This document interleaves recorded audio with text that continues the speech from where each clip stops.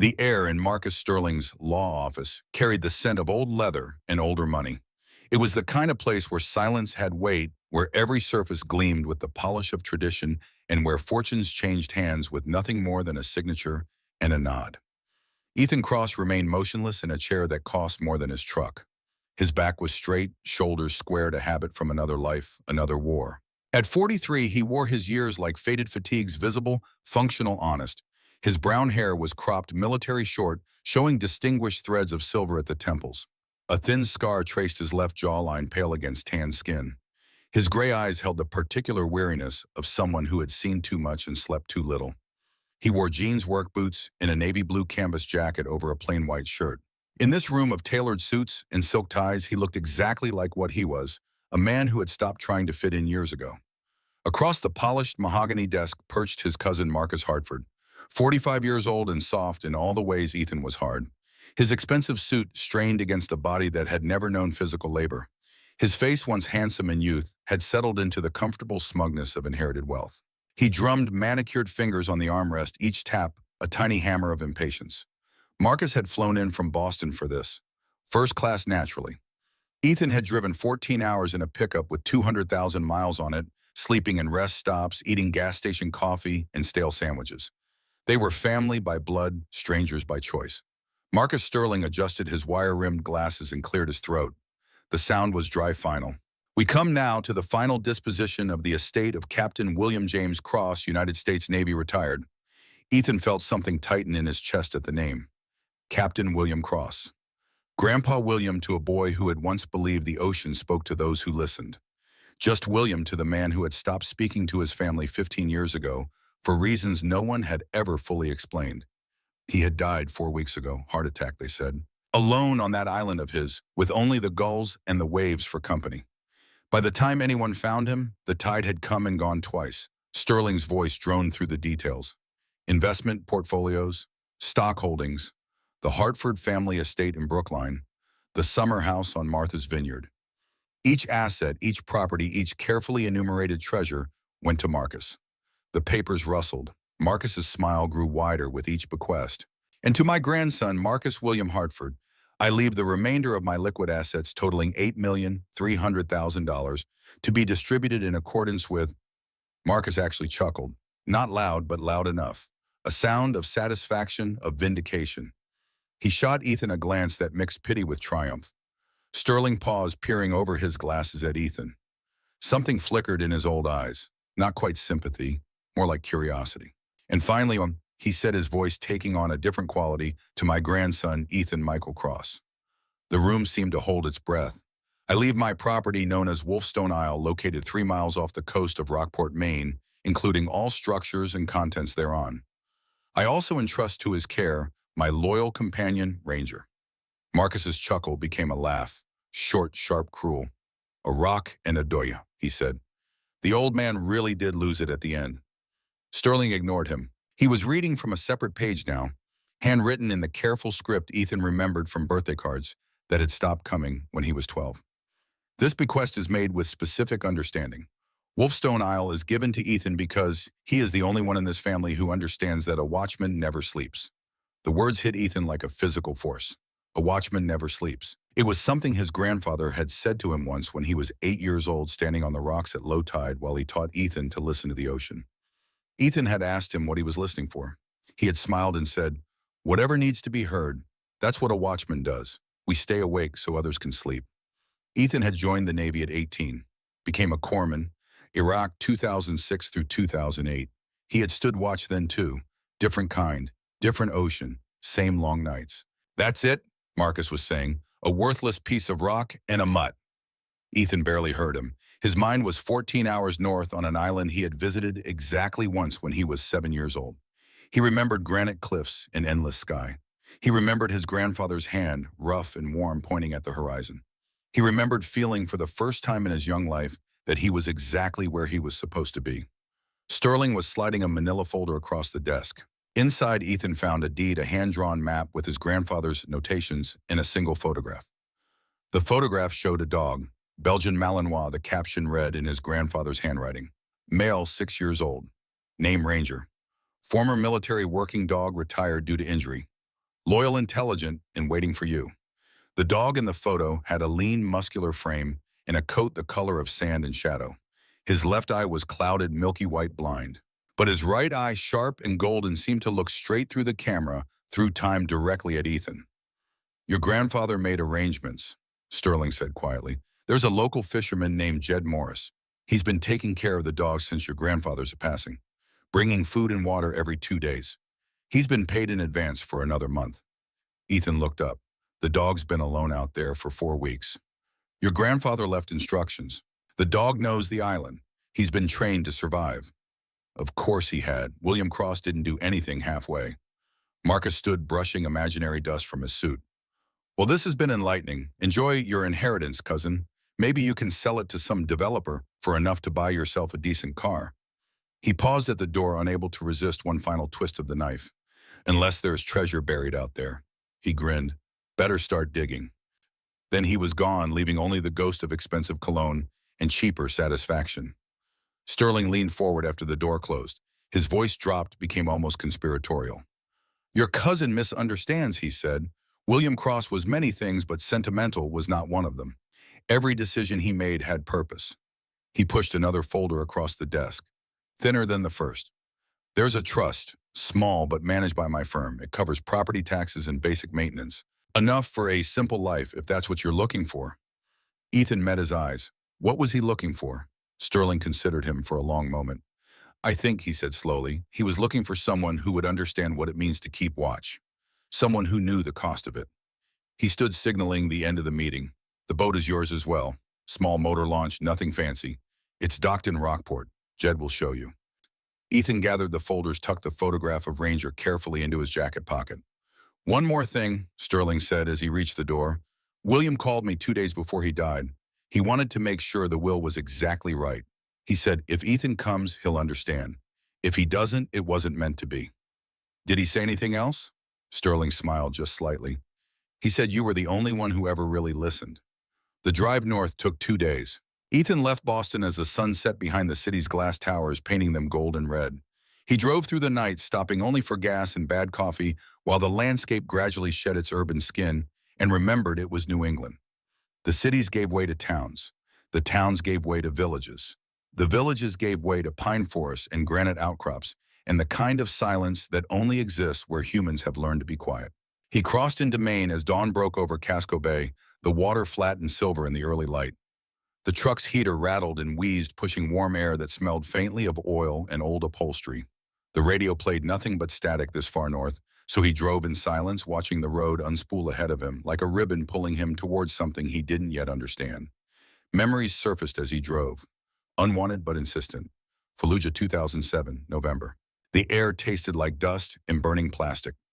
He was 25 years old and responsible for keeping 19-year-old Marines alive long enough to go home. Corporal James Mitchell, 23. Red hair, freckles, a girlfriend named Ashley who sent letters that smelled like vanilla perfume. He'd shown Ethan a picture once. Pretty girl, bright smile, holding a golden retriever puppy. The IED had gone off at a checkpoint 3 blocks from the aid station. Ethan had heard it. Felt it, really, a deep thump that traveled through the ground and into your bones. The call came over the radio. Casualties? Multiple. One critical. He had grabbed his kit, started running. But he had hesitated just for a moment, just 3 seconds at the door. Another explosion closer. The building shook. His training said, wait, assess, don't run into a hot zone. His training was right, but those 3 seconds were the difference between life and death. By the time he reached Mitchell, he had bled out. Femoral artery. Ethan might have saved him. Might have, if he had been 3 seconds faster. 3 seconds braver. Mitchell died with his hand reaching toward Ethan as if he were the last chance he had at seeing home again. The coast appeared gradually, first just brightness on the horizon, then the salt and pine smell of something ancient. Rockport was a fishing village trying hard not to become a tourist trap and mostly succeeding. The harbor was small, working honest. Lobster boats and charter vessels bobbed at their moorings. Gulls wheeled overhead, their cries sharp and endless. Ethan found the address Sterling had given him, Morris Maritime Supply, a weathered building at the end of a weathered pier. Jed Morris was mending a net under a bare yellow bulb when he pulled up. He looked like he had been carved from the same driftwood that littered the shore, all deep lines and sea-weathered skin. 72 years old according to Sterling's notes, but moving with the efficient grace of someone whose body still remembered how to work. He looked up as Ethan approached, pale blue eyes taking his measure in a single glance. "You must be the cross boy," he said. His voice was low, rough, like stones tumbling in surf. "Ethan," he said, extending his hand. He wiped his palm on his canvas trousers before taking it. His grip was strong, calloused, brief. "Knew your grandfather 20 years, he said. Good man, kept to himself but fair. Paid his debts." He nodded toward the end of the pier. "Your boat's there, and your dog." Ethan's heart kicked once hard against his ribs. The boat was exactly what Sterling had described: a small motor launch, 18 feet of scarred fiberglass and peeling blue paint. Practical, not pretty. It sat low in the water, steady and sure, and in the stern, motionless as a statue, was Ranger. Ethan stopped breathing. The photograph hadn't captured him. Not really. Ranger was lean, all muscle and bone and coiled purpose. His coat was tan and black, touched with gray around the muzzle. His left eye was indeed blind-clouded white, but his right eye, that golden eye, was fixed on Ethan with an intensity that was almost painful.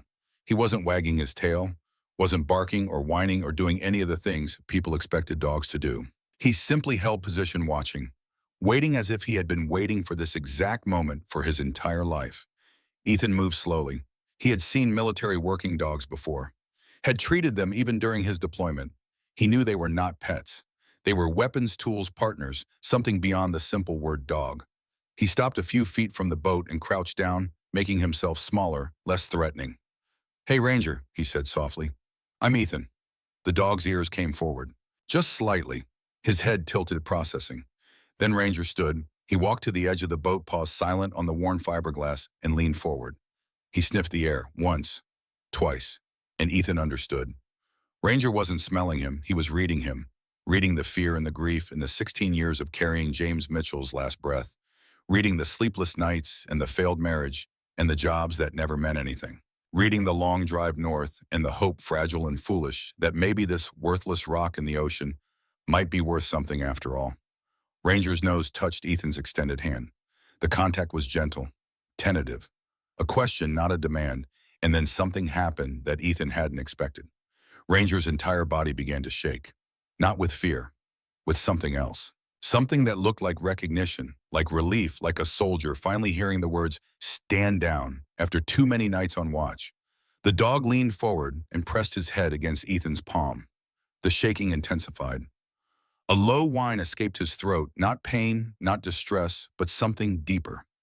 Something that sounded like a word in a language Ethan had almost forgotten. Home. Ethan's vision blurred.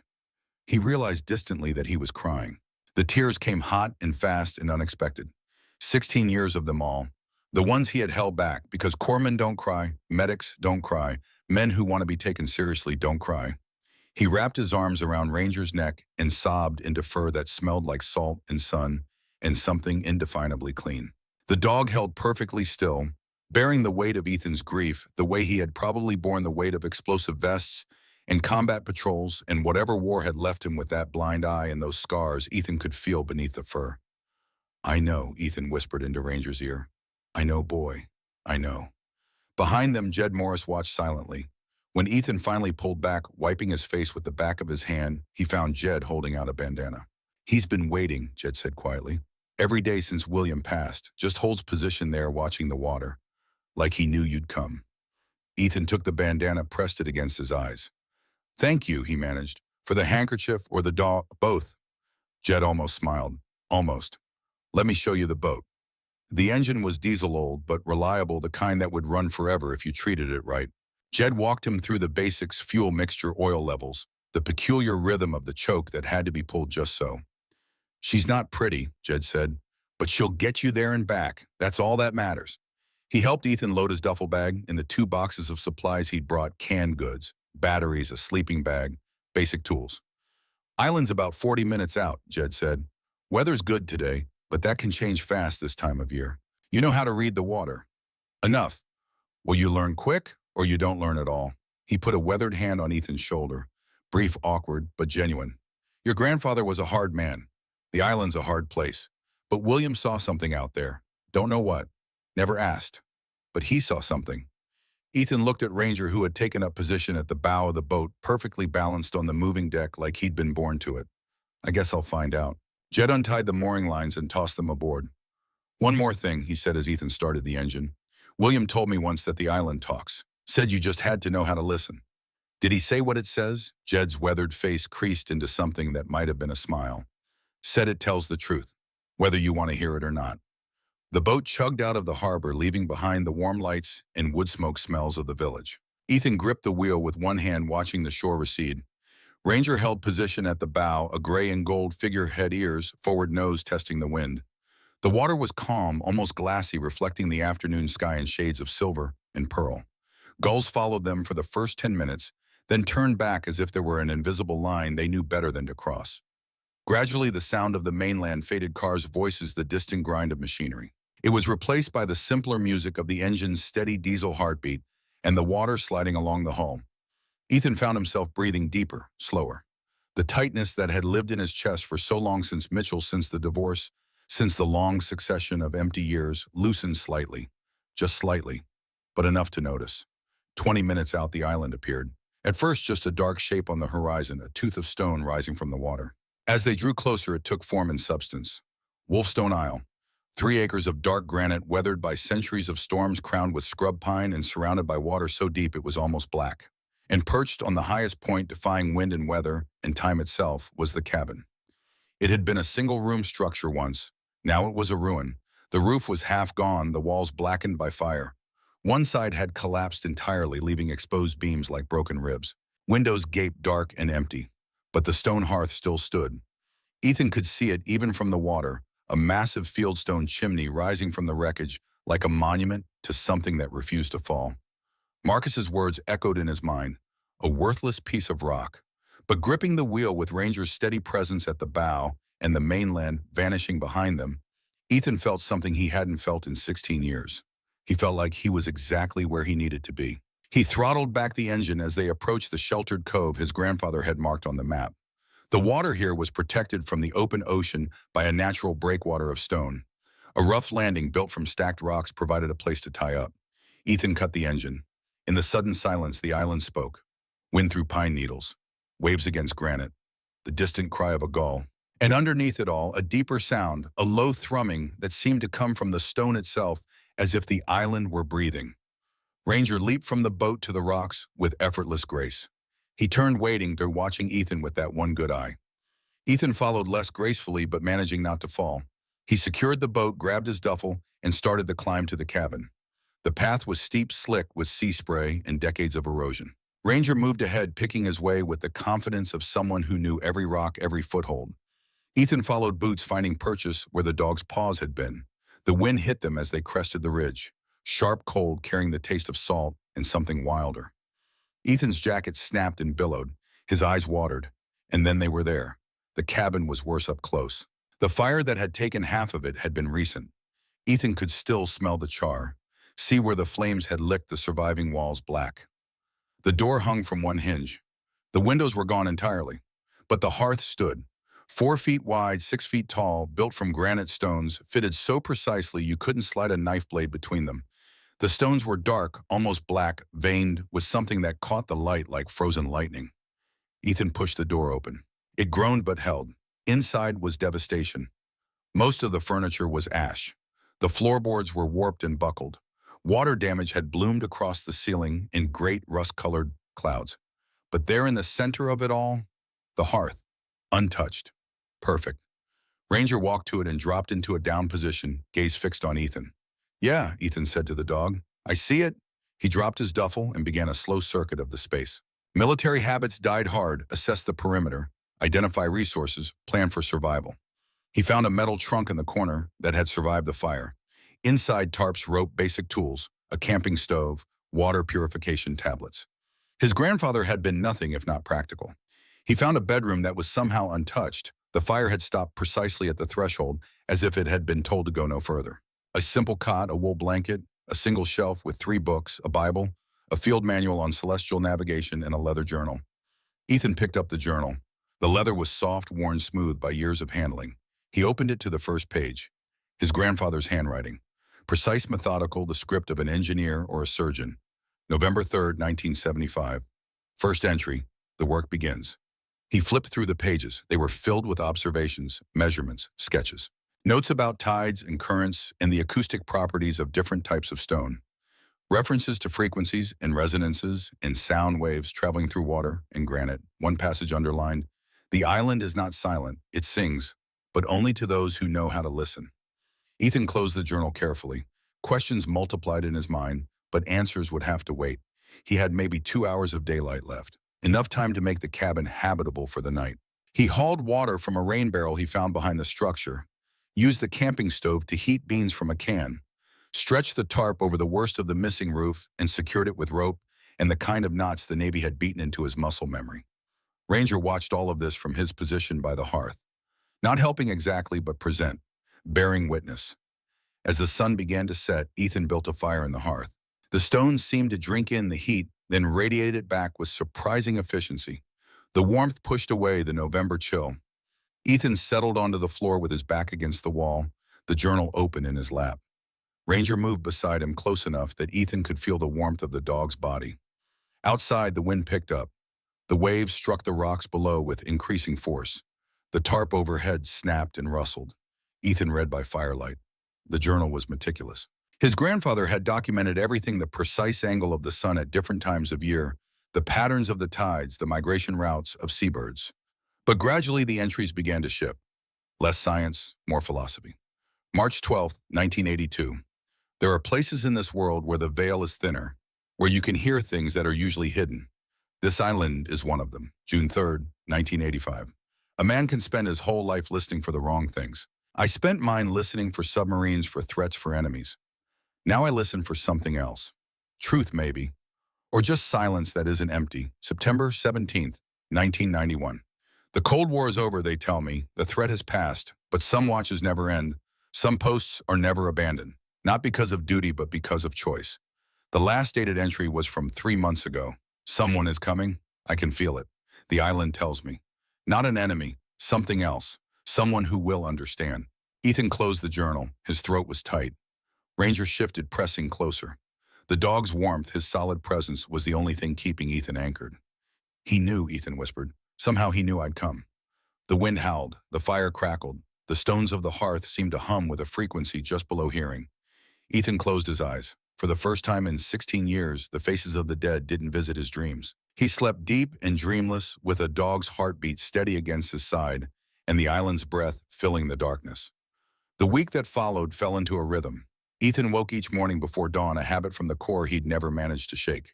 Ranger was always awake before him, positioned by the door, watching the darkness give way to gray light. They would walk the perimeter of the island together. Every morning the same route. Ranger led, Ethan followed. The dog moved with purpose, checking specific points, pausing at certain rocks to sniff and listen, and assess with senses Ethan didn't possess. It was a patrol.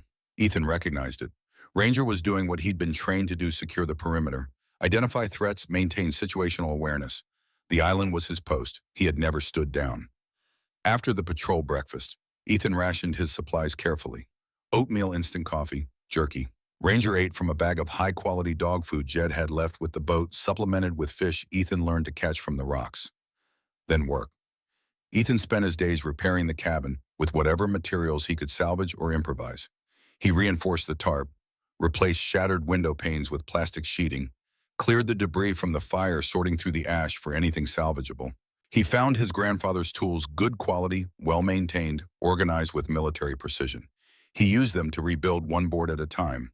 Ranger was always nearby, sometimes watching, sometimes sleeping in a patch of sun, but always present, always aware. If Ethan picked up a hammer, Ranger's ears would track the sound. If Ethan moved to a new part of the structure, Ranger would reposition himself to maintain line of sight. It reminded Ethan of the working dogs he'd known in Iraq. The way they'd shadowed their handlers, always vigilant, always ready. It was more than loyalty. It was partnership. It was trust earned in the only way that mattered: through shared danger and survival. The nights Ethan spent reading his grandfather's journals. There were 11 more, he discovered, hidden in a waterproof box beneath a floorboard.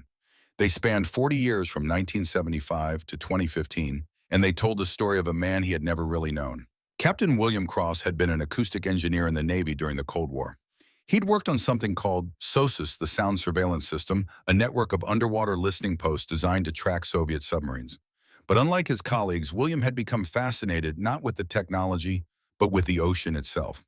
The way sound traveled through water, the songs of whales, the creaks and groans of continental shelves settling, the unique acoustic signature of every ship, every submarine, every living thing that moved through the deep.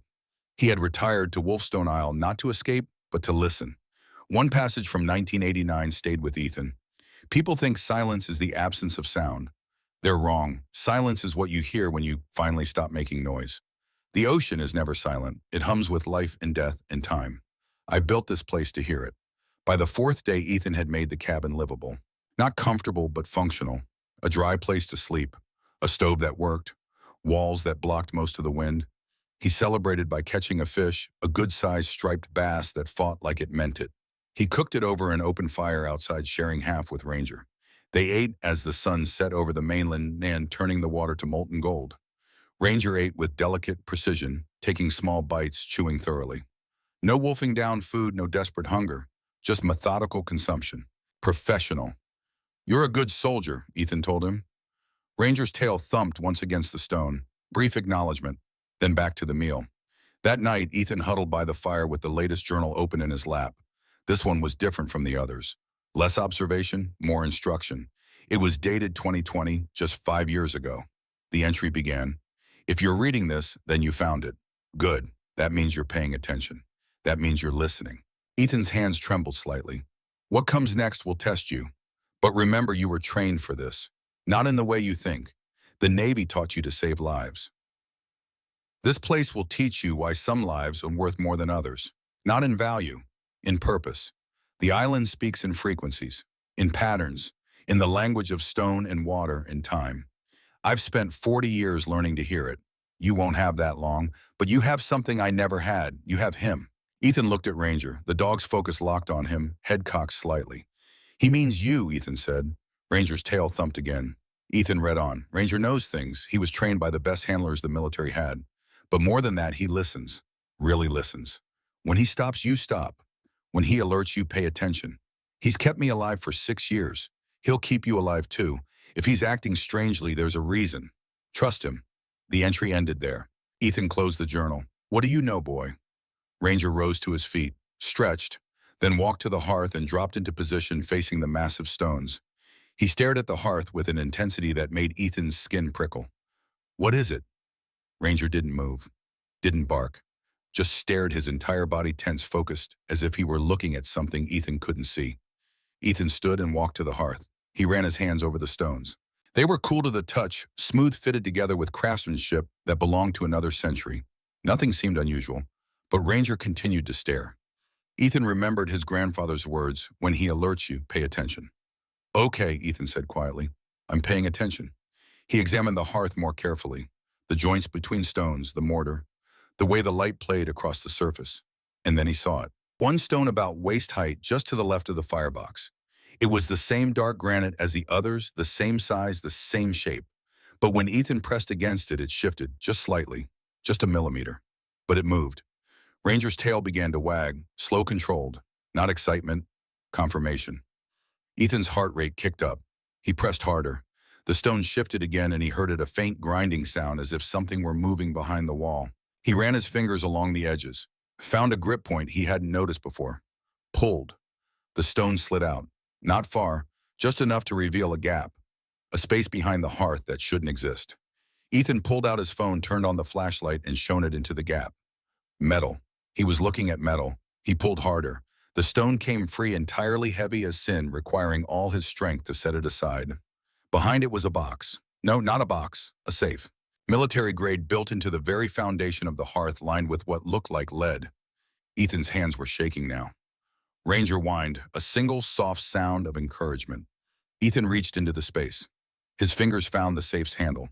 It wasn't locked. It opened with a well-oiled click. Inside were 3 items. The first was another journal, smaller than the others, wrapped in oilcloth. The second was a strange brass key. Not a normal key, more like a cylindrical tool with intricate notches and a T-shaped handle. The third was a letter. The envelope was addressed in his grandfather's handwriting, Ethan Michael Cross. "Open when Ranger shows you." Ethan's vision blurred. He pulled out the letter with trembling fingers and dropped to the floor. Ranger moved closer, pressing against Ethan's side. Warm, solid, real. Ethan opened the envelope. Inside was a single page written in the same careful script. Ethan, if you're reading this, then Ranger did what I trained him to do. He found you. He showed you. He trusted you. Now I need you to trust me. What lies beneath this island is more than stone and water. It's a legacy. A watch that I've kept for 40 years. A secret that some would kill for and others would destroy. I built something here. Something important. Not for me, for everyone. But the world isn't ready for it. Maybe it never will be. The brass key opens a door. You'll know it when you see it. But don't open it yet. Not until you've read the journal. Not until you understand what you're protecting. The storm is coming, Ethan. Not the weather kind. The human kind. People who want what I built. People who would use it wrong. You were a corpsman. You know what it means to triage. To decide who lives and who dies based on need and resource and time. This island needs you to make that decision now. Keep watch. Stay vigilant. Ranger will help you. The ocean speaks to those who listen. And some of us never stop listening. The watch is yours now. Captain William Cross, U.S. Navy. Ethan read the letter 3 times. Then a 4th. Ranger's head rested on his knee, warm and heavy, and impossibly comforting. Outside, the wind was picking up. The waves were growing louder. Ethan could hear them striking the rocks with increasing force. A storm was coming. Ethan looked at the brass key, at the journal wrapped in oilcloth, at the dog who had been waiting for him for 4 weeks. What did he build? He whispered. Ranger's answer was to rise and walk to the door. He took position facing it, ears forward, body tense. Alert, Ethan grabbed his jacket, followed the dog outside. The moon was rising over the ocean, nearly full, painting everything silver. Ranger trotted down the path toward the north side of the island, moving with purpose. Ethan followed. They walked for 5 minutes, Ranger leading, until they reached a point Ethan hadn't visited yet. A cliff face, sheer and black, dropping 30 feet to churning water below. Ranger stopped, dropped into position, stared at the cliff. Ethan saw nothing unusual. Just rock, just stone. But Ranger wouldn't move. He held their frozen focus locked on a specific point on the cliff face. Ethan looked closer. And there, barely visible in the moonlight, covered in decades of lichen and sea growth, he saw it. A seam, straight, precise, man-made, a door cut into the living rock. Ethan's breath caught. Ranger turned his head and looked at Ethan. That golden eye caught the moonlight and held it. The message was clear. This is what he meant. This is what we protect. Ethan looked at the brass key in his hand, at the door in the stone, at the dog who had shown him the way. Somewhere in the distance, thunder rumbled. The storm was coming, and Ethan Cross, former Navy corpsman, keeper of too many ghosts, understood with sudden crystalline clarity that he had just inherited something far more valuable than $8 million. He had inherited a watch that never ended, and he had a partner to help him keep it. Not tonight, he said to Ranger. Tonight we read the journal. Tomorrow we find out what's behind that door. Ranger's tail wagged once. Together, man and dog, they walked back to the cabin as the first drops of rain began to fall. The rain fell through the night, drumming against the tarp, filling the darkness with a sound like distant drums. Ethan huddled by the fire with the oilcloth-wrapped journal open in his lap. Ranger pressed warm against his side. The journal was different from the others. No dated entries, no casual observations. This was a manual, a confession, a warning written by a man who knew he was running out of time. The first page bore a single sentence in his grandfather's careful hand. Some secrets are kept not because they're dangerous, but because the world would make them so. Ethan turned the page. What followed was a story that rewrote everything he thought he knew about Captain William Cross. In 1973, his grandfather had been one of the Navy's leading acoustic engineers, working on the SOSUS network, a classified system of underwater listening posts designed to track Soviet submarines during the Cold War. The technology was brilliant, revolutionary, the kind of thing that gave America a critical edge in the silent war beneath the waves. But William Cross had discovered something the Navy hadn't anticipated. Certain geological formations, rare combinations of granite density, underwater topology, and ocean current patterns could act as natural acoustic amplifiers. These formations could focus and magnify underwater sounds with a precision that no man-made array could match. Wolfstone Isle was one of them, perhaps the best one on the entire eastern seaboard. William had written, the stone beneath this island isn't just rock, it's a lens. A natural focusing mechanism shaped by millions of years of tectonic pressure and erosion. Sound waves from the deep ocean, channeled 12 miles offshore, strike the underwater base of the island and are channeled, concentrated, amplified through the granite itself. Standing in the right place with the right equipment, you can hear a ship's engine 200 miles away. A submarine surfacing off Nova Scotia, a whale singing near Greenland. You can hear the ocean breathe. Ethan paused, listening. The rain had stopped. In the sudden quiet, he became aware of something he'd been hearing all week, but hadn't really registered: a low, deep hum that seemed to come from the very foundation of the island. Felt more than heard, a vibration that lived in his bones. The stone was singing, he read on. In 1974, William had presented his findings to his superiors. He'd envisioned a network of small, passive listening stations built around natural acoustic amplifiers. Not weapons, not attack platforms, just watchtowers. Silent guardians that could monitor the seas and provide early warning of threats without the massive infrastructure and vulnerability of active sonar arrays. The Navy had loved the idea, but they'd wanted to use it differently. William wrote they called them the vultures. Men in suits who saw every advancement as a weapon, every discovery as a tool for killing more efficiently. They took my research and asked how it could be weaponized. How fast could we target from these positions? How many missiles could we coordinate? How completely could we dominate? I told them that wasn't the purpose, that listening was different from hunting, that a watchman's duty was to warn, not to strike first. They smiled and thanked me and classified my research at a level so high even I couldn't access my own notes anymore. So I left. Ethan felt a chill that had nothing to do with the temperature. William had taken early retirement in 1975. He'd used his savings and the proceeds from selling a minor patent to purchase Wolfstone Isle, a piece of property so remote and worthless that no one questioned why an aging Navy officer would want it. Then he'd spent the next 15 years building. The journal included sketches, simple diagrams, not the complex technical specifications from the other journals. These were drawn for someone who needed to understand the concept without getting lost in the engineering. William had excavated a chamber deep within the island's granite core, not with explosives too obvious, too traceable, with hand tools, patience, and the kind of obsessive dedication that could only come from a man who believed absolutely in what he was doing. He'd built it himself, alone. Year after year, carving out stone, hauling away debris in buckets during low tide, working by lamplight, in conditions that would have broken most men. Then he'd installed the equipment, not modern electronics. Those could be tracked, hacked, controlled remotely. He'd used analog systems, hydrophones connected to mechanical recorders, oscilloscopes that displayed sound waves on phosphorescent screens. Everything powered by a tidal generator he'd designed himself, hidden in a narrow channel on the north side of the island. The tides here rise and fall 8 feet twice a day, William had written. That's immense kinetic energy, constantly renewed, completely passive. I built turbines into the natural rock channels. The ocean powers the station. As long as the moon pulls the sea, the watch continues. Ethan looked at Ranger. The dog's eyes were open, reflecting the firelight, watching Ethan read. He was a genius, Ethan whispered. Or crazy, maybe both. Ranger's tail thumped once. Ethan turned the page and found the passage that made his hands go still. I didn't build this station for the Navy. I built it for everyone. For fishermen who needed to know when storms were forming beyond the horizon. For researchers tracking whale migrations. For Coast Guard rescue operations that needed real-time ocean current data. For anyone who needed to hear what the ocean was saying. But most of all, I built it because someone has to keep watch. The Soviet Union may have fallen, but new threats emerge every day. Not just military, ecological, criminal, human trafficking routes, illegal fishing operations that strip the ocean bare. Climate patterns changing in ways that will kill thousands if we don't listen, don't prepare, don't warn. A watchman doesn't choose sides. He stands his post and reports what he sees, what he hears. That's all I've ever done.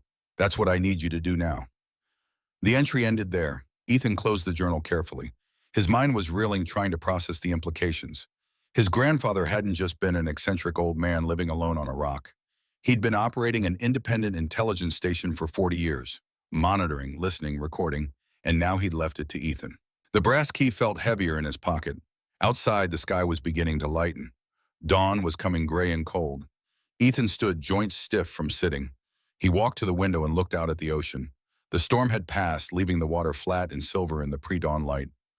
Ranger joined him, pressing against his leg. "What am I supposed to do with this?" Ethan asked. The dog had no answer, but his presence was answer enough. "You keep watch, like he did, like you were trained to do." Ethan made coffee on the camping stove, ate a protein bar that tasted like cardboard and regret, watched the sun rise over the Atlantic, painting the clouds pink and gold. When the light was strong enough, he picked up the brass key, tucked the journal into his jacket, and looked at Ranger. "Show me," he said. Ranger was already at the door. They walked down to the north cliff in silence. The path was slick with rain, treacherous in places, but Ethan's boots found purchase. Ranger moved ahead with absolute confidence, never once looking back to check if Ethan was following. The dog knew he would be. They reached the cliff face as the sun cleared the horizon. In the morning light, the seam Ethan had seen the night before was more visible. It traced a rectangle in the stone 8 feet tall by 4 feet wide, perfectly straight lines cut into living granite. But there was no obvious lock, no keyhole, just solid rock. Ranger took position and focused on a specific point on the cliff face about chest height. Ethan approached, ran his hands over the stone. It was rough, covered in lichen and barnacles, cold and wet from the rain. Then his fingers found it. A small circular indentation no bigger than a quarter, hidden in a natural-looking crevice. He had to dig away decades of accumulated sea growth to reveal it fully. The indentation had a pattern cut into it. Intricate, mechanical, precise. Ethan pulled out the brass key. The notches and grooves on the cylindrical end matched the pattern exactly. His heart hammered against his ribs. He inserted the key. It slid in smoothly, perfectly, as if it had been made yesterday instead of decades ago. The fit was so precise, there was no play, no wiggle. Ranger whined softly. Encouragement or warning, Ethan couldn't tell. He gripped the T-shaped handle with both hands, took a breath, turned it clockwise. For a moment, nothing happened. Then Ethan felt it through the soles of his boots, a deep, grinding vibration that seemed to come from the heart of the island itself. The sound of immense weight being moved by hidden mechanisms. A thin line appeared in the cliff face, tracing the outline of the door. The grinding grew louder. Then slowly, ponderously, the entire section of stone began to recede into the darkness beyond. Not swinging open, sliding back like a vault door, the multi-ton slab moving on perfectly balanced counterweights and mechanisms that had survived 40 years of salt air and neglect. The opening revealed a tunnel, square cut 8 feet high, wide enough for 2 people to walk side by side. The walls were smooth lined with some kind of sealant that had kept the salt water out. Cool, dry air flowed from the darkness, carrying the faint scent of machine oil and ozone. Ethan clicked on his flashlight. The beam cut into the blackness, revealing a tunnel that ran straight for about 50 feet before ending at a heavy steel door. Ranger moved forward without hesitation. Ethan followed. Their footsteps echoed off stone. The temperature dropped as they moved deeper, but it wasn't uncomfortable. The air was dry, still preserved. They reached the steel door. It had a wheel lock like something from a submarine. Ethan put both hands on it and turned. The wheel spun smoothly, silently, decades of careful maintenance evident in every movement. The door swung inward with a soft hiss of equalizing pressure. Ethan stepped through and stopped. He was on a metal catwalk overlooking a circular chamber carved directly from the island's granite core. The space was perhaps 40 feet across, 30 feet high, lit by the gray daylight filtering through air vents cunningly hidden in natural rock fissures above. But it wasn't the size that took his breath away. It was what filled it. The chamber wasn't empty, and it wasn't filled with high-tech equipment like he'd half expected. Instead, what he saw was something stranger, more beautiful, more utterly unexpected. The walls were lined with cabinets, wooden, carefully labeled, all containing reel-to-reel tape recorders. Dozens of them, maybe 100. Some were running their spools, turning slowly in the dim light, recording silence or sound, or whatever the ocean was saying today. In the center of the room was a semicircle of equipment that looked like it belonged in a 1970s recording studio. Oscilloscopes with phosphorescent green screens. Analog meters with needles that swayed gently. A massive switchboard with hundreds of cables running between components. And dominating everything, covering the entire far wall, was a curved array of what Ethan recognized as hydrophones. Underwater microphones, their cables snaking down through holes drilled in the floor, down through the granite, down into the ocean itself. The whole setup hummed with a low, steady power, felt more than heard but constant, like the heartbeat of something vast and patient. Ranger descended the metal stairs to the main floor. Ethan followed, his boots clanging softly on the grating. He approached the central console. Everything was labeled in his grandfather's precise handwriting. Power systems, hydrophone arrays, recording controls, frequency filters. On the main desk, weighted down by a smooth piece of sea glass, was a single sheet of paper. Ethan picked it up. Instructions for startup. written in the same clear hand meant for someone who had never operated the equipment before. Ethan read through them. They were surprisingly simple. His grandfather had designed this for durability and ease of use. No complex computers, no passwords or security systems, just well-maintained analog equipment that would run forever if treated properly. Step 1, engage primary power from tidal regulators. Ethan found the panel on the wall. Inside were 3 heavy switches, each labeled. He engaged them one by one following the sequence. The hum in the chamber deepened, grew stronger. Lights began to appear on the equipment, amber standby indicators shifting to green operational status. Step 2, activate cooling systems and verify flow. Ethan moved to the next panel, followed the instructions. Somewhere in the island's depths, pumps began circulating seawater through heat exchangers, keeping the equipment at optimal temperature. Step 3, boot primary recording systems. He flipped switches, pressed buttons, watched as the reel-to-reel machines came to life, their spools beginning to turn, ready to capture whatever sounds the ocean brought them. The chamber filled with soft mechanical noises, the click of relays, the whisper of magnetic tape, the quiet hiss of ventilation. Step 4, bring hydrophone array online. This was the final step, the culmination of everything. Ethan found the main switch. It was protected by a clear plastic cover, like something important that you didn't activate by accident. He lifted the cover, looked at Ranger. The dog held position, perfectly still, watching him. Ethan pressed the switch. For a moment, nothing changed. Then the oscilloscopes flickered to life. The phosphorescent screens began to glow, painting the chamber in eerie green light. And then Ethan heard it. The sound came through the stone itself. The entire island had become a resonator, a massive sound chamber, and the ocean's voice was filling it. It started as a low rumble, deep bass frequencies that Ethan felt more than heard, vibrating up through the floor, through his bones, into his chest cavity. Then higher tones emerged, complex harmonics, layers upon layers of sound. Ethan moved to the oscilloscopes. The screens showed waveforms dancing across them, visual representations of sound waves traveling through water and stone. A low, steady pulse, a ship's engine, distant maybe 50 miles out, but clear as a bell. A series of high-pitched clicks and whistles, dolphins communicating as they hunted. A deep, mournful song that made Ethan's eyes sting, a humpback whale somewhere far to the north, singing to a mate, or to the void, or to God. And underneath it all, the voice of the ocean itself. The crash of waves against distant shores, the creak and groan of continental shelves settling, the rush of currents, the whisper of tides, the endless conversation of water and stone and time. Ethan stood transfixed.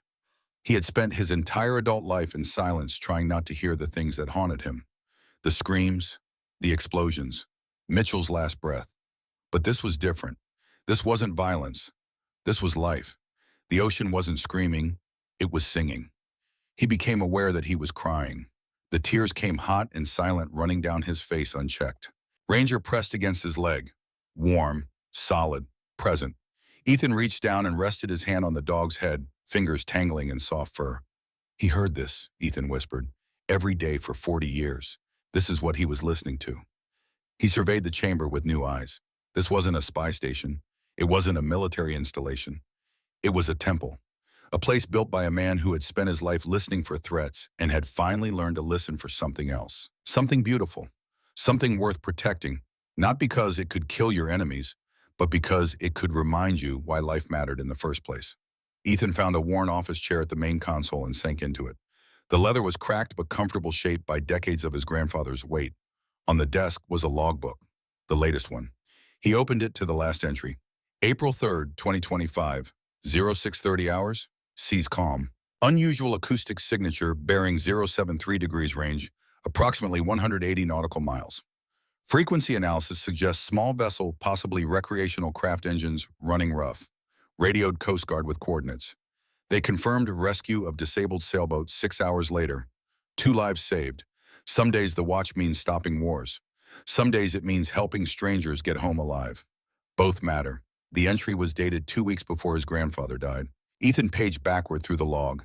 Entry after entry, year after year. 40 years of patient vigilance. Tracking storms. Reporting unusual vessel movements. Monitoring whale populations. Detecting illegal fishing operations. Warning of approaching hurricanes before the weather services even knew they were forming. All of it done quietly, anonymously. with no credit, no recognition, no reward beyond the knowledge that someone was keeping watch. Ethan closed the log, found a brass plaque mounted on the console polished to a high shine. Engraved in his grandfather's careful script was a single verse. Psalm 107:29, he made the storm be still, and the waves of the sea were hushed. He remained there listening to the ocean breathe, feeling the island hum beneath him, understanding finally what his grandfather had left him. Not a burden, a purpose. Ranger's bark shattered the moment, sharp, urgent, the sound of a dog alerting to immediate threat. Ethan was on his feet instantly, muscle memory from a rock taking over. Ranger held position at the stairs, hackles raised, staring up toward the entrance. Ethan heard it then. The sound of the outer stone door grinding open. Someone else was here. He moved quickly, quietly, instinct taking over. Found the main power switch. Killed everything except the passive systems. The chamber went dark except for the thin light from the air vents. Ranger was already moving up the stairs. Ethan followed his heart hammering. They reached the steel door. Ethan eased it open a crack and peered into the tunnel. 3 figures were silhouetted against the daylight at the entrance. 2 men and someone else moving with the confident stride of people who belonged. Except they didn't belong. No one knew about this place except him. No one should know. Ethan's mind raced. The key was in his pocket. The door had been sealed until he'd opened it an hour ago. So how? Then he saw what one of the men was carrying. A briefcase. Expensive. The kind that held either money or equipment. The kind of case a private investigator would use. Marcus, somehow his cousin had found out, had hired people to follow him, had discovered the station. Ethan felt a cold fury settle into his gut. Ranger growled low and dangerous.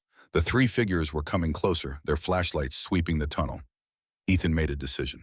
He couldn't let them reach the chamber. Couldn't let them see what was here. Once they knew, once word got out, the vultures would descend. The government, private contractors, foreign intelligence services, everyone who wanted to turn his grandfather's temple into a weapon. He stepped out of the doorway. That's far enough, he said. His voice was steady cold, the tone he'd used in Iraq when dealing with hostile civilians. This is private property. Turn around and leave. The flashlights found him. He squinted against the glare, but didn't move. One of the men spoke. His voice was rough, Boston accent, professional muscle. Buddy, we don't want trouble. We're just here to look around. Mr. Hartford hired us to assess the property value. Marcus doesn't own this property. I do. You're trespassing. Look, a second voice smoother, more educated. We can do this easy or hard. Your cousin has a legal claim to this island. The will is being contested. Until that's resolved, we have every right. You have no rights here, Ethan interrupted. Leave now. The first man moved forward. Ethan saw his hand move toward his jacket. Ranger exploded into motion. The dog launched himself down the tunnel, covering 30 feet in seconds. The man barely had time to raise his arms before 70 pounds of Belgian Malinois hit him chest high. He went down hard. Ranger didn't bite, he was too well trained for that.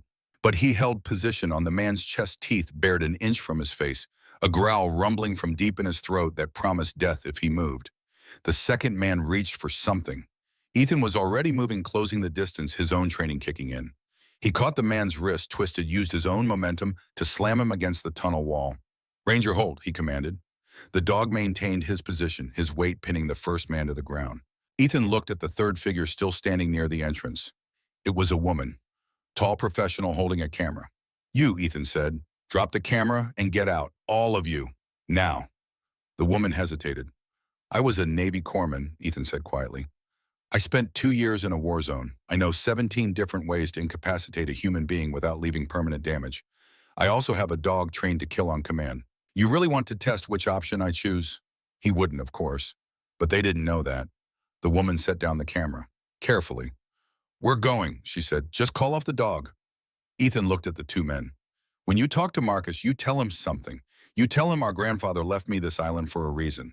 You tell him I'm not selling, not now, not ever. And if he sends anyone else out here, I'll have the Coast Guard waiting for them. He paused. Ranger release. The dog stepped back, but remained alert, ready. The 3 intruders scrambled to their feet and hurried toward the exit. Ethan and Ranger followed, keeping them in sight until they reached their boat, a sleek powerboat anchored in the cove. Ethan watched them motor away, his hands shaking slightly from adrenaline. When they were out of sight, he dropped onto a rock. Ranger pressed against him, and Ethan wrapped his arms around the dog's neck. Good boy, he whispered. Good boy. But his mind was racing. Marcus knew, or at least suspected. And if he was willing to hire investigators to contest the will, then he was desperate. Desperate people were dangerous. Ethan needed help, needed to understand what legal rights he actually had, needed to protect this place. He pulled out his phone. No signal this far from shore as expected. He'd have to go back to the mainland, but first he had to secure the station. Ethan and Ranger returned to the chamber. He spent the next hour following his grandfather's detailed shutdown procedures, powered down the recording systems, locked the equipment cabinets, covered the console with a tarp to protect it from moisture. On the main desk, he found something he'd missed before, a radio transmitter, old but functional, connected to an antenna array built into the rock above. Next to it was a card with a single frequency written on it, and below the frequency, a call sign, Ghost Actual. Ethan stared at the card. His grandfather had told him to use the transmitter if enemies came, to call for help. He powered on the radio. It hummed to life, the tubes warming, the smell of hot electronics filling the air. He keyed the microphone. Ghost Actual, this is Wolfstone Station. Do you copy? Over? Static, he tried again. Ghost Actual, this is Wolfstone Station. If anyone is monitoring this frequency, I need assistance. Over. More static, then a voice. Female, older, with the clipped precision of military training. Wolfstone Station, this is Ghost Actual. Identify yourself. Ethan's heart leaped. This is Ethan Cross. I'm Captain William Cross's grandson. I've inherited the station. I have a situation. A pause, then stand by, Wolfstone. The radio went silent for 30 seconds. Ethan's hands were white-knuckled on the microphone. When the voice returned, it had changed. Warmer, almost emotional. Ethan Cross, William told me about you. Said if anyone could keep the watch, it would be you. This is Admiral Rachel Hayes, U.S. Navy, retired. Your grandfather and I served together 50 years ago, one of the first women acoustic engineers in the program. I've been monitoring this frequency since he passed, hoping you'd find it. Ethan felt tears prickling his eyes again. Admiral, I need help. My cousin is trying to claim the island. He's hired people. They found the entrance today. Understood. Listen carefully. I'm in Portland, 6 hours from you. I can be there by nightfall if you need me. Yes, please. Ethan, has anyone accessed the chamber? No, ma'am. Ranger and I stopped them in the tunnel. She could hear the smile in his voice. Good dog. William trained him well. Listen, I need you to stay on the island. Don't go back to the mainland until I get there. Can you do that? Yes, ma'am. Outstanding. I'll contact the Coast Guard, have them increase patrols in your area. Anyone tries to land on that island, they'll be met with a very official welcome. Sit tight. Ghost Actual out. The radio clicked off. Ethan leaned back, his heart still racing, but some of the panic receding. Help was coming. He secured the chamber, locked the steel door, made his way back through the tunnel. The stone door closed behind him with its grinding finality, sealing the secrets within. Ranger stayed close as they climbed back to the cabin. The sun was directly overhead now. Ethan realized he'd been in the chamber for 3 hours. It had felt like minutes. Back at the cabin, he heated soup on the camping stove, shared it with Ranger. Tried to eat, though his stomach was tight with anxiety. He kept checking his grandfather's journal, reading and rereading the sections about threats, about people who would misuse the technology, about the importance of keeping watch. As the afternoon wore on, dark clouds began to gather on the western horizon. Another storm coming. Ethan checked his supplies. He had enough food for maybe a week if he rationed carefully. Water from the rain barrels. The cabin was as secure as he could make it. Ranger paced restlessly, moving from window to window, alert to something Ethan couldn't sense. Around 4 o'clock, the dog stopped at the north-facing window and went rigid. Ethan joined him and looked out. A boat was approaching, not the investigator's powerboat. This was bigger. A motor yacht, expensive and gleaming white, even in the gray light. And Ethan recognized it from photos Marcus had posted on social media. His cousin was coming himself. He watched the yacht anchor in the cove, watched 3 figures disembark into a smaller tender. Marcus's soft frame was unmistakable. The other 2 were larger, moving with the careful economy of hired muscle. Ranger growled. Easy boy, Ethan murmured. Let's see what they want. But he knew what they wanted. Marcus was desperate enough to come in person, which meant he needed whatever was on this island badly enough to risk confrontation. Ethan stepped out onto the porch as the 3 men climbed the path. He kept Ranger at his side, one hand resting on the dog's back. Marcus looked terrible. He'd lost weight since the will reading, but not in a healthy way. His suit hung on him. His face was pale eyes, shadowed with sleeplessness or fear or both. Ethan, he said as he reached the cabin, His voice cracked slightly. We need to talk. We don't have anything to talk about, Marcus. This is my property. Leave. Please. The word came out desperate. Please just listen. 5 minutes. That's all I'm asking. One of the hired men shifted his weight. Ethan recognized the movement. He was armed. He could see the bulge under his jacket. Ranger watch, he said quietly. The dog's attention fixed on the armed man. His growl became audible. I don't want trouble, Marcus said quickly, raising his hands. I need your help. Why would I help you? Marcus's face crumpled. For a moment, he looked less like a smug businessman and more like the cousin Ethan had played with as children before money and pride had turned him into something else. Because I'm going to die if you don't. Ethan's expression didn't change. Explain. Marcus glanced at his companions. Can we talk alone? Ethan considered, nodded. They stay here. Ranger will make sure of it. He led Marcus around to the back of the cabin out of earshot, but still visible to the others. Marcus slumped against the wall like his strings had been cut. I owe money, he said. A lot of money. $800,000. To who? People you don't say no to. Tony Castellano. Loan shark mob connections. I had a business deal go bad. Used their money to cover the losses. They want it back in 30 days or... He didn't finish. Didn't need to. That's your problem, not mine. I know. But when I found out what Grandpa spent on this island, I thought, there has to be something here worth money. Technology, patents, something I could sell to cover the debt. There's nothing for sale here. But there is something here. I had investigators run ground-penetrating radar from the boat. There's a chamber, a big one, built into the rock. What's in it, Ethan? He met his eyes, saw the desperation there, the fear, the legacy of a better man than either of us, he said quietly. Something that's not for sale at any price. Ethan, please. No, his voice was hard. You made choices, Marcus. Bad ones. That's on you, but I'm not letting you destroy what Grandpa built to save yourself. Marcus's face twisted. For a moment, Ethan thought he might cry. Then his expression changed, hardened. I didn't want to do this, he said, but you're not giving me a choice. Do what? He pulled out his phone, showed Ethan a screen. I already contacted a defense contractor. Told them about this place, about the unusual purchases Grandpa made. They're very interested, very willing to pay for access. Ethan felt ice form in his stomach. You didn't. They have people coming tomorrow, with legal paperwork. They'll claim this is a national security asset. They'll seize it, Ethan, and there's nothing you can do to stop them. Marcus, unless you let me in, let me document what's there. Help me find something worth enough to pay my debt. Then I walk away. The contractors never need to know. He was lying. Ethan could see it in his eyes. Even if he showed him the chamber, Marcus would still sell the information, still bring in the vultures.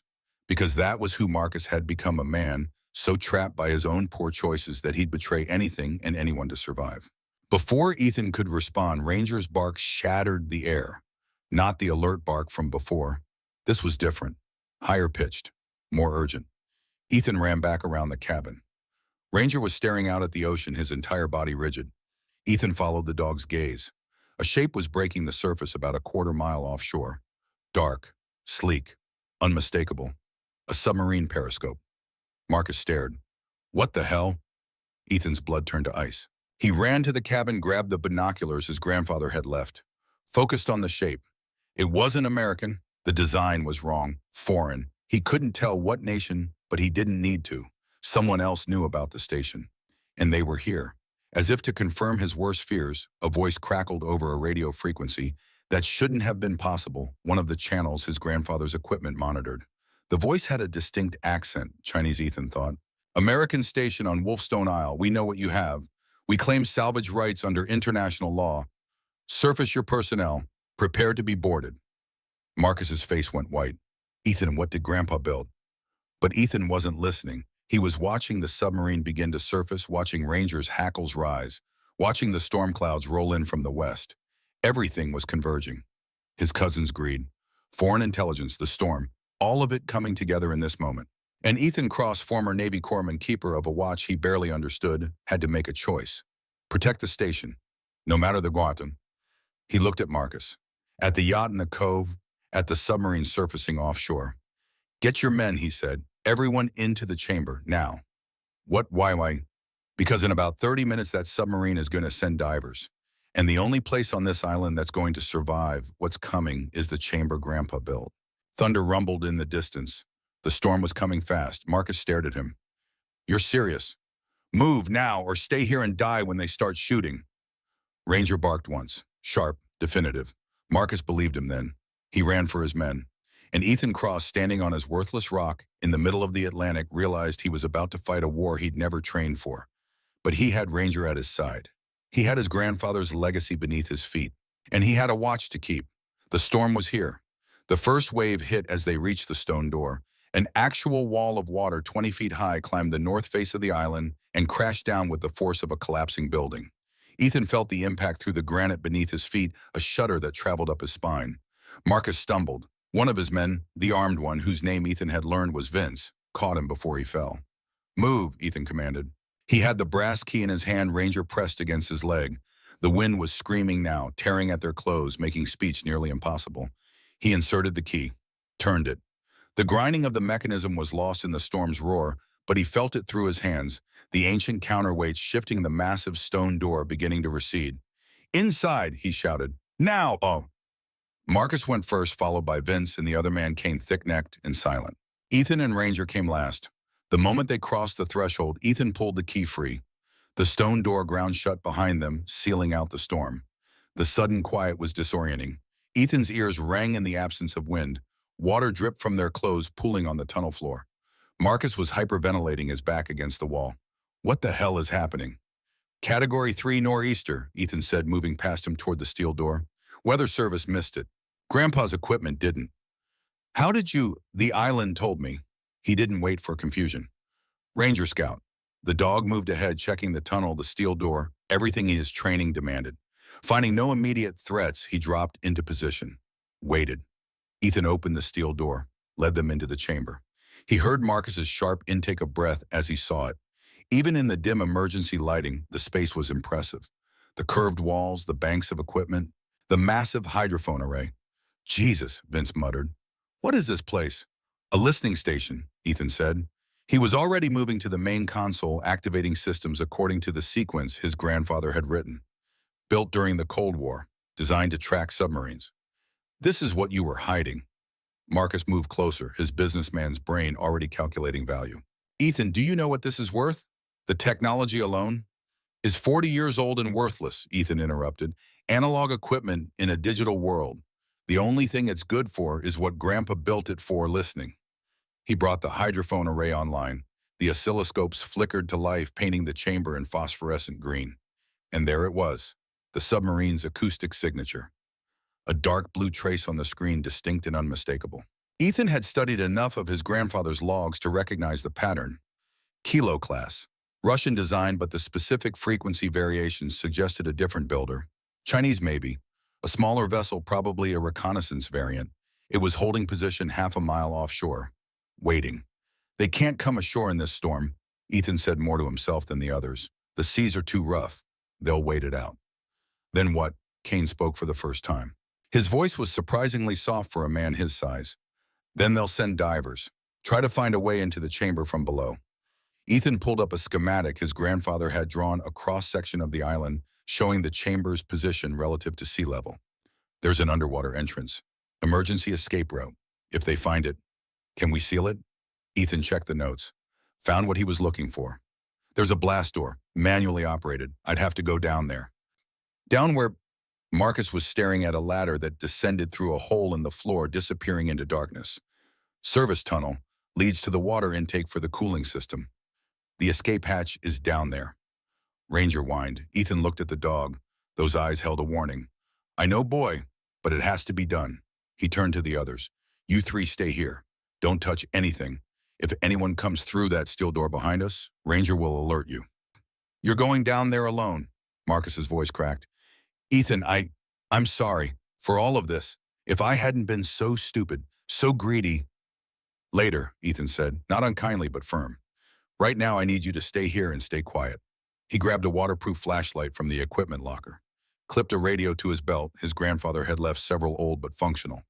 He handed another to Vince. Channel 7, he said. If something happens, call me. Then he was on the ladder descending into darkness, Ranger's worried gaze following him down. The service tunnel was tight, 5 feet high, just wide enough for one person. Ethan had to crouch, the flashlight beam bouncing off wet stone walls.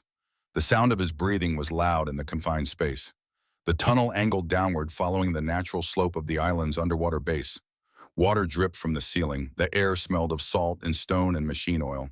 After 50 feet, the tunnel opened into a small chamber.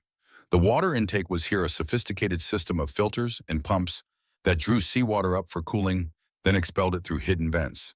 All of it powered by the tidal generator still humming steadily despite the storm raging above. And there, set into the far wall, was the escape hatch. It was circular, maybe 4 feet in diameter, with a wheel lock and pressure indicators. His grandfather's notes had been clear. In emergency, this hatch can be opened to allow escape via diving equipment. When secured, it can withstand pressure up to 100 feet depth. But it wasn't secured. The wheel lock was turned to the unlocked position. Ethan's heart stopped.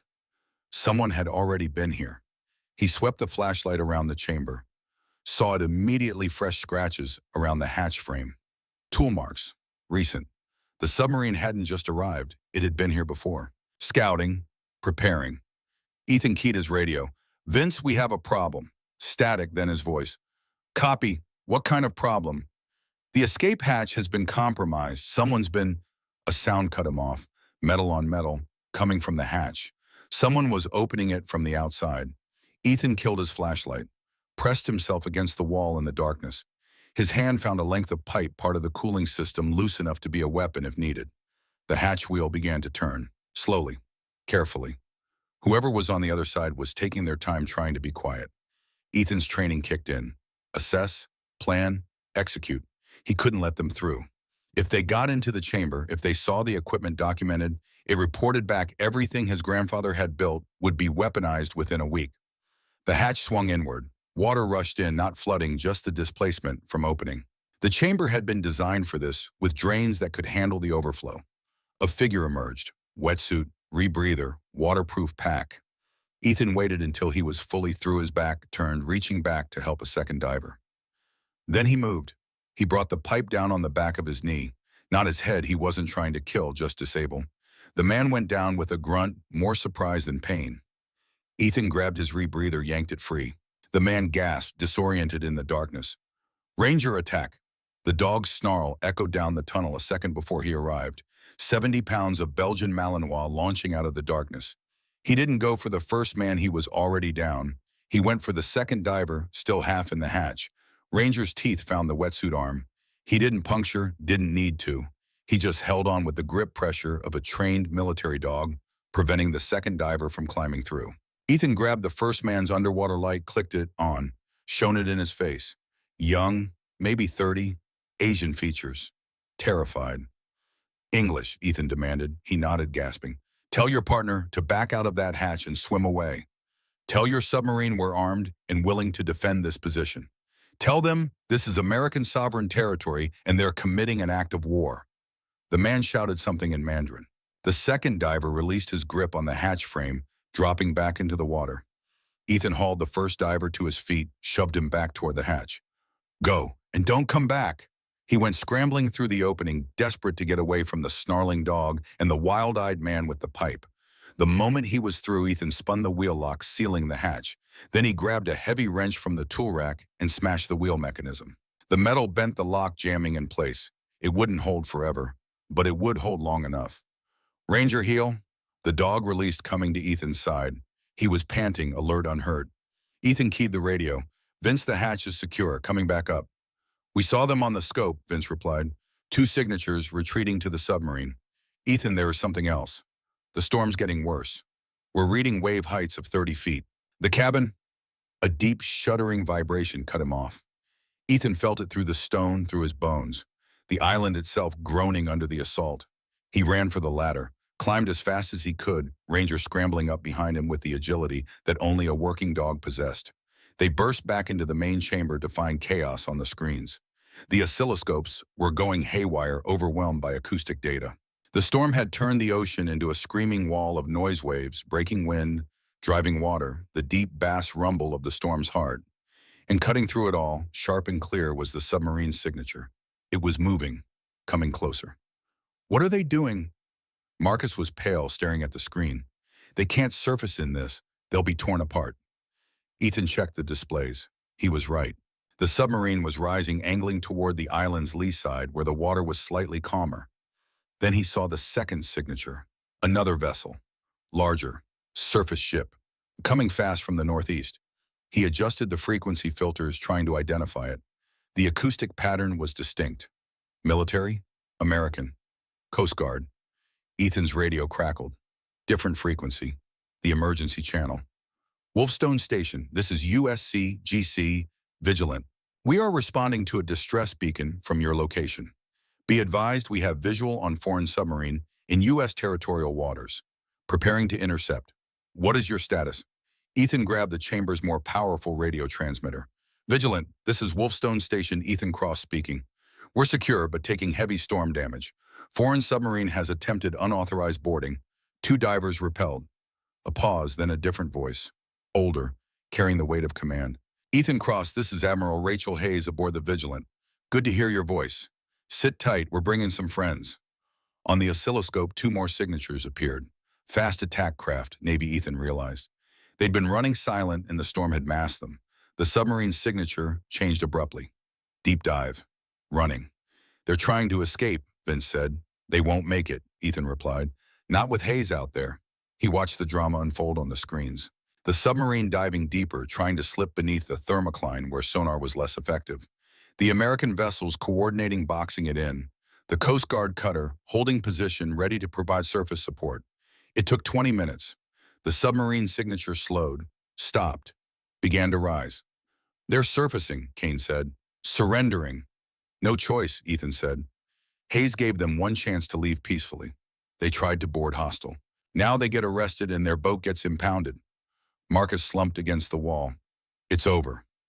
This part, Ethan looked at him. Really looked at him. His cousin had aged 10 years in the past hour. But we still need to talk. Before he could respond, another vibration shook the chamber. Stronger this time. Stone dust drifted down from the ceiling. Ranger barked, sharp, urgent. The cabin, Ethan realized with a sick feeling. The cabin above was taking the full force of the storm. He ran for the steel door, Ranger on his heels. Behind him, he heard the others following. They raced through the tunnel, reached the stone door. Ethan pulled out the brass key, inserted it, turned. Nothing happened. He tried again. The mechanism was jammed. No, he whispered. No, no, no. Another massive vibration, this time accompanied by a grinding sound, the sound of wood being torn from stone, the cabin collapsing. And if the cabin collapsed onto the entrance, if tons of debris sealed the stone door from outside, they'd be trapped. Ethan threw his weight against the door. It didn't budge. Vince joined him. Then Kane, the 3 of them pushing, straining. The door moved, just an inch, 2 inches. Ranger squeezed through the gap, disappearing into the storm. Ranger, no, Ethan screamed, but the dog was gone. Ethan redoubled his efforts. The gap widened. A foot, 2 feet. He could see it now. The cabin was gone. Completely gone. Where the structure had stood was now just a field of debris, splintered wood, torn tarp, shattered furniture, all being lifted and thrown by winds that had to be hurricane force. And in the middle of it, a gray and gold shape, Ranger digging frantically at something in the wreckage. What is he doing? Marcus shouted over the wind. Ethan understood. The metal trunk, Grandpa's emergency supplies, the dog had remembered. In the chaos with the world ending around him, Ranger had remembered that trunk contained flares, emergency rations, first aid equipment, the things they'd need if they were trapped down here. Ethan squeezed through the gap in the door. The wind nearly knocked him down. Rain lashed his face like needles. He fought his way to Ranger, found the trunk partially buried under debris. Together he and the dog hauled it free. A massive gust of wind hit. Ethan heard the groan of stressed metal. Looked up. The stone chimney was swaying. It shouldn't be possible. Stone doesn't sway. But the mortar was old, weakened by the fire, and the wind was hitting it at precisely the wrong angle. Ethan moved. Vince was at the door, reaching for him. The chimney fell. Ethan grabbed a Ranger doe, felt Vince's hands catch his jacket, and yank him backward. They tumbled through the gap in the stone door as 2 tons of granite crashed down exactly where Ethan had been standing. Kane and Marcus hauled the door shut. The grinding mechanism screamed in protest but engaged. The door sealed. Silence. Relative silence. The storm was muffled now, distant, a giant battering at walls that had withstood worse. Ethan lay on the floor, gasping, his arms wrapped around Ranger. The dog's muscles quivered with spent adrenaline, aftermath of heroic action. "You stupid, brave, perfect dog," Ethan whispered into his fur. "Don't you ever scare me like that again." Ranger's tail thumped weakly against the stone. Vince was checking the door mechanism. "It's damaged but holding. We're sealed in." "For how long?" Marcus's voice was small. "Until the storm passes and Hayes can get equipment out here to dig us out." Ethan pushed himself up, assessing. "We have air, water, power from the tidal generator. We can last a week if we need to." As they descended back into the chamber, Ethan's eyes went to the power indicators, all green. The tidal generator, protected deep in its underwater channels, had weathered the storm without faltering. The turbines continued their endless rotation, powered by forces far greater than any human conflict. William had built well. A week, Marcus looked like he might be sick. "Could be worse," Kane said. He was opening the trunk Ranger had saved. Inside was everything his grandfather had promised. "Could be dead." Ethan couldn't argue with that. They made their way back to the chamber. Ethan sealed the steel door, then activated the emergency lighting, a separate system that could run indefinitely off the tidal generator. The chamber glowed with soft amber light. On the oscilloscopes, the storm raged. On the radar, yes, his grandfather had installed basic radar. Ethan discovered he could see the Coast Guard cutter and Navy vessels maintaining position, riding out the storm in slightly deeper water. They were not alone. Help was there, just waiting for conditions to improve. Ethan found the emergency rations, distributed them, heated water using the small electric kettle his grandfather had left, made instant coffee that tasted like heaven despite being 6 years past expiration. Silence fell as they ate, exhaustion stealing words. Marcus was the first to speak. "I'm sorry." Ethan looked at him, waited. "I've been sorry for a while," he continued. "Sorry I was greedy. Sorry I was stupid. Sorry I thought money was worth more than—" He gestured at the chamber. "Then this, then what Grandpa built, then family." "What are you going to do about your debt?" Ethan asked quietly. Marcus laughed, a bitter sound. "Probably going to prison. Fraud, embezzlement, working with foreign agents, take your pick. The investigators I hired, the contractors I contacted, all of it's going to come out now." "Good," he blinked. "Good. You made bad choices. You face consequences. That's how it works." Ethan's voice softened. "But Marcus, you're still family. When you get out, if you want to be part of this, part of what Grandpa built, part of something that matters, there might be a place for you." Marcus's eyes filled with tears. "Why would you do that?" "Because Grandpa left me this place to teach me something. I think he left you out of the will for the same reason." Ethan surveyed the chamber at the equipment, still faithfully recording the ocean's voice. "Some things can't be bought or sold or inherited. They have to be earned. Through sacrifice, through understanding what matters." "What does matter?" Marcus whispered. Before Ethan could answer, the radio crackled. "Wolfstone Station, this is Admiral Hayes. Storm's breaking up. We'll have you out within the hour. What's your status?" Ethan picked up the microphone. "All personnel safe, Admiral. Station intact. We're ready when you are." "Outstanding. Ethan, when we get you out of there, we need to have a serious conversation. About the station. About what happens next." The next hour passed in strange calm. The storm's fury gradually subsided, the acoustic signatures on the oscilloscopes growing quieter, more ordered. The chaos resolved into the normal rhythms of the ocean. Ethan spent the time showing Marcus the chamber. Not to impress him, not to prove anything, but to help him understand. He showed him the logbooks. 40 years of patient watchkeeping. Showed him entries where his grandfather had saved lives, prevented disasters, contributed data to climate research in marine biology, and a dozen other fields. All done anonymously. All done because it needed to be done. He never wanted credit, Marcus said, reading an entry from 1989, where William had detected a Soviet submarine in distress and instead of reporting it as a threat, had radioed rescue coordinates. The submarine and its crew had been saved. He just wanted to help. He wanted to protect, Ethan corrected. That's what a watchman does. The sound of machinery echoed down through the stone. Drilling, excavation equipment. 30 minutes later, light broke through. A gap appeared in the stone door. Then voices. "U.S. Coast Guard, anyone in there?" "We're here," Ethan called back. 4 humans, 1 dog, all safe.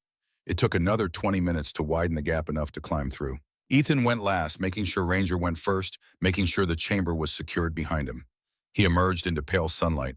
The storm had passed, leaving the sky washed clean. The island was scoured bare, every trace of the cabin gone. The surface scraped down to raw granite. But the stone remained. The foundation. The essential structure. Admiral Rachel Hayes was waiting. She was 72, tall and lean, silver hair, cut in a practical bob, with sharp gray eyes that had seen too much to be surprised by anything. She wore civilian clothes, khakis, and a Navy windbreaker, but carried herself with the unmistakable bearing of someone who'd commanded respect in a male-dominated field for 5 decades. She looked at Ethan, at Ranger, at the entrance to the chamber behind him. "Captain William Cross's legacy," she said. It wasn't a question. "Yes, ma'am." Hayes nodded. "Walk with me." They moved away from the others to the edge of the cliff where the ocean spread out endless and blue.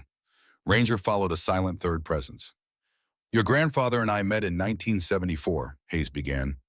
"I was one of 3 women in the SOSUS program, had to fight for every scrap of respect. William was the only man who treated me like an equal from day one. When he left, when he told me what he'd discovered about these natural amplifiers, I thought he was making a mistake. Told him he was throwing away his career." She paused. "I was wrong. William understood something I didn't. That real security doesn't come from having the biggest weapons. It comes from having people willing to stand watch. People who care more about protecting than dominating." "Is that why you've been monitoring his frequency?" "I've been monitoring it for 40 years. I'm not the only one. There are 11 others like William.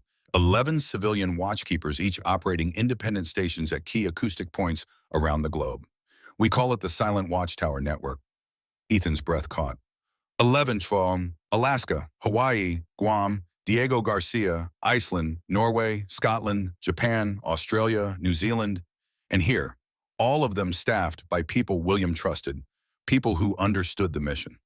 Hayes looked at him. "He's been training you, Ethan. Everything in that chamber, every journal, every instruction, it was all preparation." "For what?" "For this moment, for you to make a choice." Hayes turned to face him fully. "The official U.S. government doesn't know about these stations. Can't know. The moment they're official, they become targets. Bureaucracies, political tools. What makes the network powerful is that it's civilian, independent, incorruptible. You want me to run this station. I'm offering you a role in something bigger than yourself, a purpose." Hayes glanced at Ranger. "William trained that dog specifically for you. Did you know that he got him 5 years ago after he knew his heart was failing? Spent 3 years training him, preparing him, teaching him to find the right person to inherit the watch." Ethan looked at the dog. Ranger gazed back with that one golden eye, and Ethan understood. The shaking when they first met, the immediate trust. The way Ranger had known exactly what to do, exactly when to act. He'd been waiting, trained to wait, trained to recognize the person who would understand. "What would it mean?" Ethan asked. "Taking this role, you'd live here, monitor the station, report unusual activity to the network, contribute data to research, keep watch." Hayes paused. "There's a stipend, not much but enough to live on. The Coast Guard will help you rebuild something more permanent than that cabin. And you'd be part of something that matters, something that saves lives." Ethan looked out at the ocean, thought of the past 16 years, the ghosts, the emptiness, the feeling that nothing he did mattered, thought of Ranger pressed warm against his leg, thought of his grandfather's words, "The watch is now yours." "I accept," he said. Hayes smiled. "I knew you would. William said you were the only one who would understand." They walked back to the others. Marcus was perched on a rock wrist, bound a Coast Guard officer standing nearby. He'd be taken back to the mainland, process charged. But he met Ethan's eyes as he approached. "Thank you," he said, "for everything. Get better, Marcus. Be better. There might be a place for you here when you're ready." He nodded, something like hope flickering in his expression. Vince and Kane were being questioned separately. They'd hired on as security, hadn't known about Marcus's plan to contact foreign agents. They'd likely be released after giving statements. The submarine had been escorted to a Navy base. Its crew, 6 Chinese naval intelligence officers, were detained at Naval Station Newport for 3 weeks of debriefing. The diplomatic incident made quiet headlines. Beijing issued a formal apology claiming navigational error during storm conditions. The submarine's captain was reportedly demoted.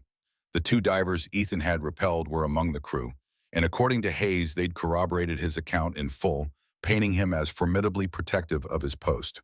The federal prosecutor had worked out a deal. Marcus's testimony against Tony Castellano's loan sharking operation led to a major bust. In exchange, Marcus's sentence was reduced to 3 years, with possibility of parole in 18 months, and the debt was legally dissolved as proceeds of criminal enterprise. Tony and 4 associates were serving 15 to 20. The storm had passed. The threats had been neutralized. The watch continued. 6 months later, Ethan stood in front of a rebuilt structure on Wolfstone Isle. Not a cabin this time. A proper station, reinforced concrete and steel, designed to withstand anything the Atlantic could throw at it. Solar panels supplemented the tidal generator. Satellite communications provided backup to the radio. But the heart of it, the chamber beneath, remained unchanged. A working space. A watch post. A temple. Ranger was older now, moving a bit slower, but still sharp. Still vigilant. Still the best partner Ethan had ever had. Marcus had been sentenced to 3 years with possibility of parole in 18 months. He was serving his time at a minimum security facility, had started taking online courses in marine biology. He wrote to Ethan once a month. Ethan wrote back. Admiral Hayes visited every few weeks, bringing supplies news from the network, stories about the other watchkeepers. Ethan was no longer alone in the work.